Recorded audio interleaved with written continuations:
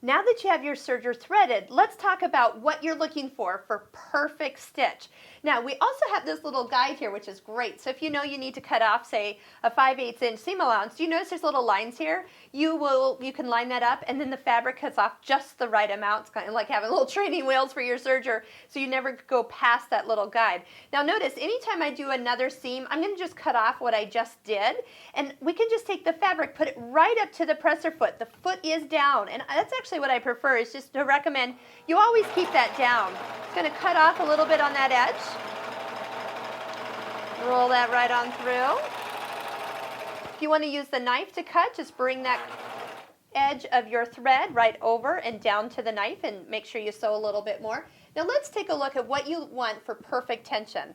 So this is the front side. We had yellow and red in our needle, and you do see those as normal sewing machine stitches. Now, if you are limited in coned thread, you need to do this as a seam, and you don't want to buy like 4 colors of hot pink or something, you're going to notice that whatever you put on this outside needle, that's going to be the left needle, is the one that's going to show through. Right now I have yellow, so that's the one I'm seeing when I open this up. So you could match that outside needle and then do something neutral, grays, creams, darks on the inside of your garment or project, and you will definitely get the results you want. You also are going to have your upper looper. That's the green one you see going back and forth on the top. Your lower looper is the blue. That one's going back and forth on the back side, and they link right along the edge. See what we see here? Nice, perfect link.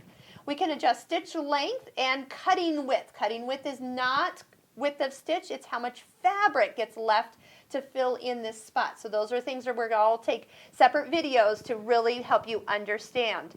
But on the back, this is what I look for. When I flip this over, you want a perfectly straight line of your lower looper thread connecting these little dots. You'll actually see a little yellow dot and a little red dot from the needle threads on the front side on the back over here. So this is what we're looking for. When that is straight, you will have the perfect seam when you open this up. So super easy. Let me show you that other way of cutting. What I'm going to do is just put my fabric right up to that edge of the foot. If this is really thick, what you can do is just kind of lift that up and get it started because of the height. Like if you have 4 layers of fleece you're stitching, you might want to give that a little help to get it in there and started. But those feed dogs are so far in front, they're really going to pull it together for you.